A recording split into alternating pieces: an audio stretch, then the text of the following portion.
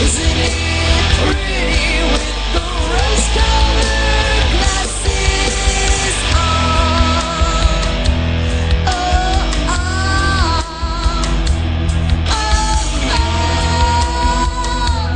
oh, all used up, ain't got nothing left. All used up, ain't got nothing left.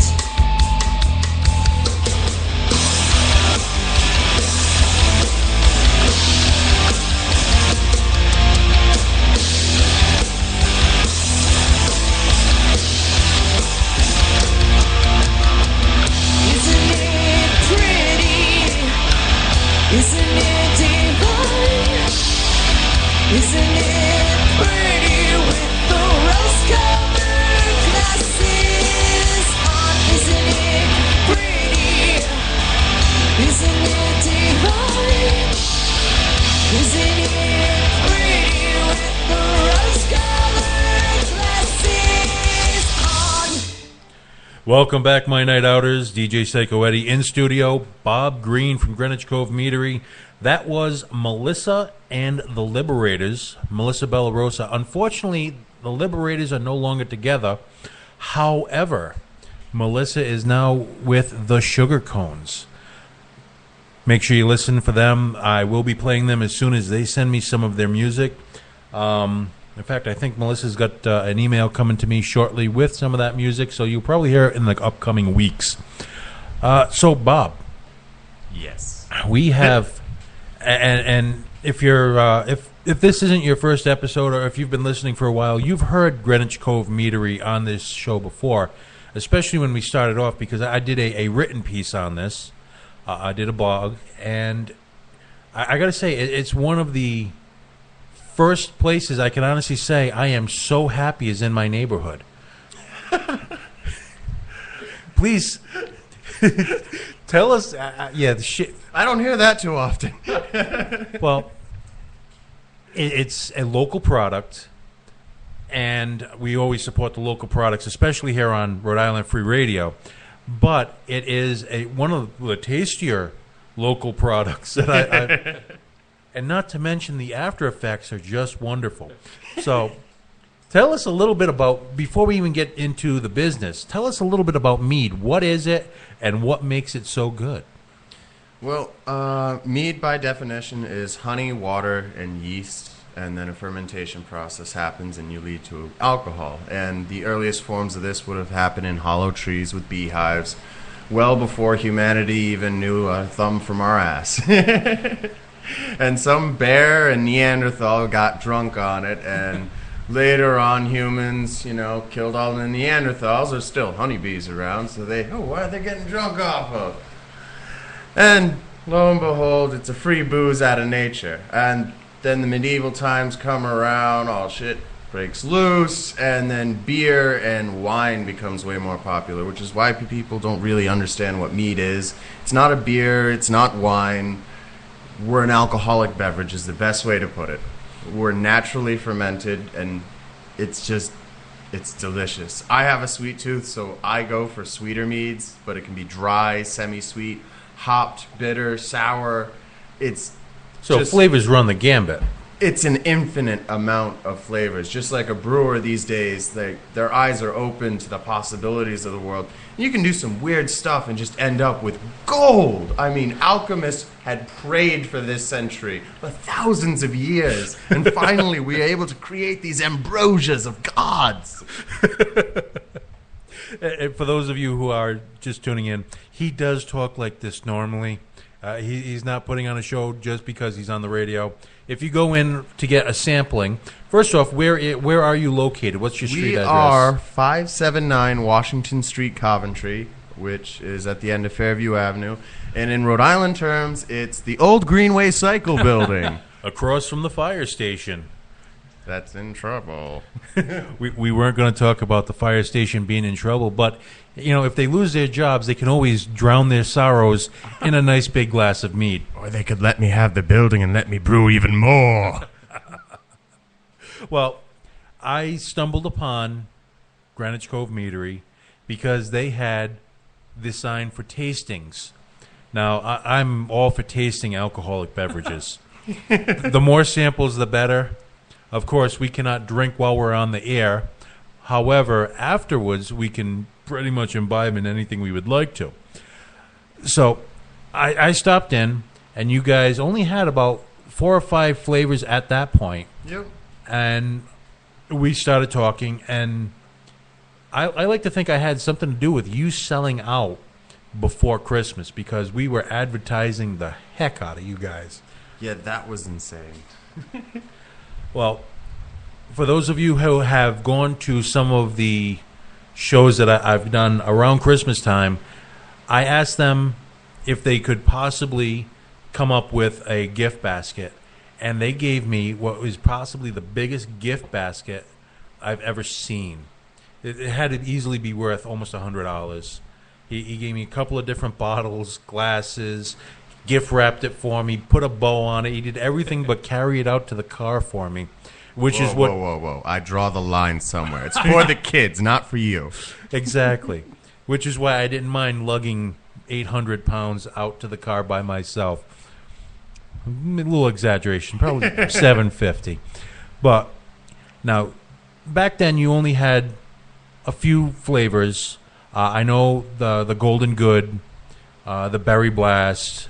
What are some of the other flavors you started off with? It was De Cristofaro's Pyment, which was a grape mead with a local Italian family's 5-generational grapes that they stopped making the wine for, and I had talked to them for a while, and they gave it to me. And well, they're happy enough to give me the grapes every year now because I give them a case of really good mead, by their words. And the other one was the Tart Delight, which was a cranberry from Cranberry Bogs in Massachusetts. Okay. And most of the honey that we're brewing with right now has been wildflower, raw, unfiltered, unheated honey out of Massachusetts.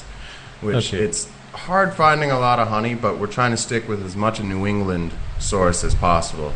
Considering Texas is bigger than New England, I count us as all brothers. Well, I was there just recently. Now, the flavors, first off, the Pyment, I have to say, is one of my favorites because I also tend towards the sweet side. But now you're doing stuff with habanero and ghost peppers. We actually sold out the last bottle of Dragon's Breath, which was our habanero chili pepper mead, 2 weeks ago. Yes. And the ghost chili pepper mead, which is our Golden Ghost, which was based off our Golden Good with golden ghost chili peppers added to it, will be available hopefully within the month. Okay. And now, for those of you who are wondering if they keep it green because of the green in Greenwich, I don't know if I'm even pronouncing it right. I say Greenwich, but everybody says I'm wrong. Greenwich, but I'm a Greenwich. green, so... It's okay. I live in West Warwick, so... I always thought we Gren don't was G-R-E-N, so I we don't have them see fancy where the phonetic spellings around here. We need Hooked on Phonics, Monkey, in Hooked Rhode on Island.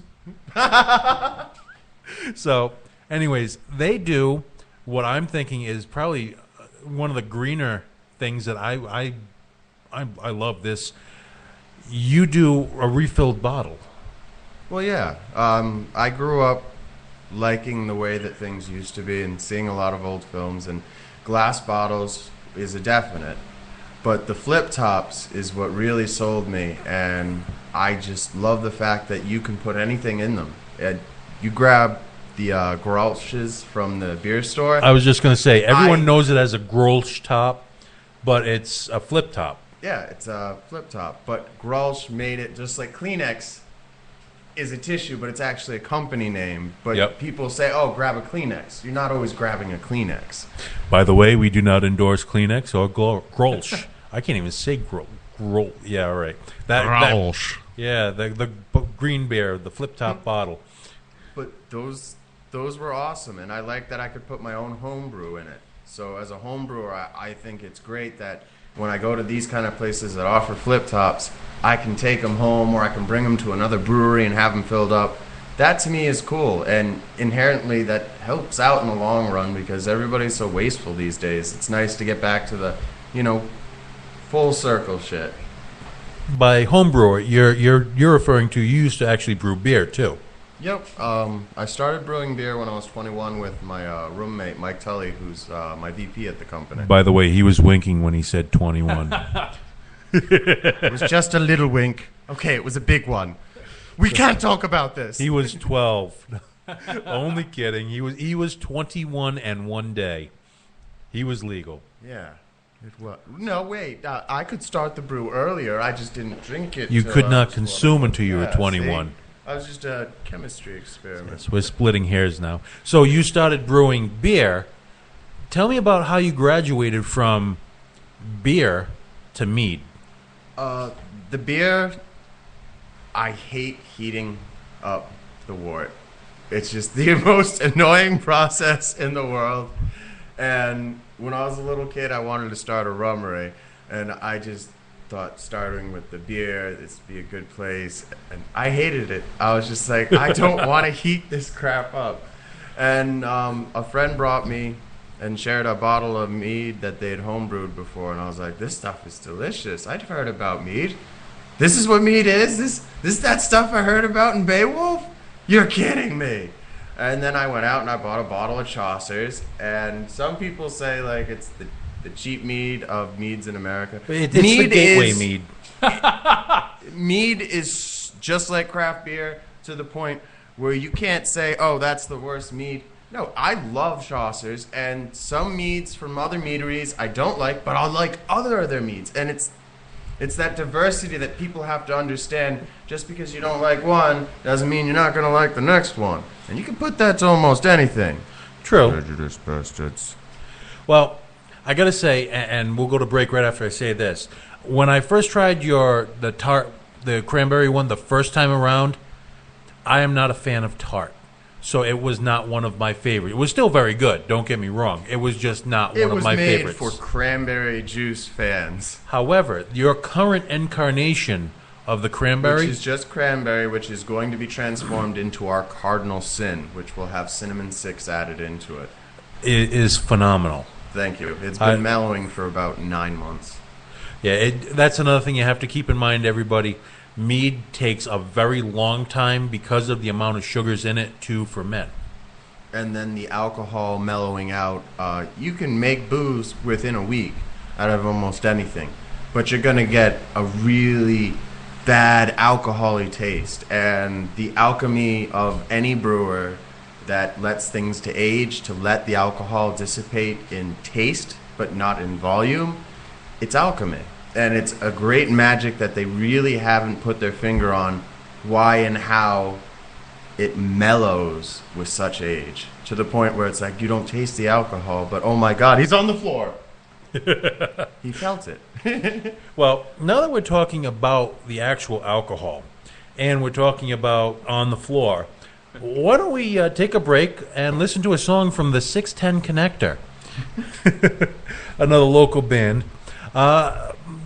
We're going to leave here with the 610 Connectors song Novocaine, going to My Night Out Radio. We'll be back.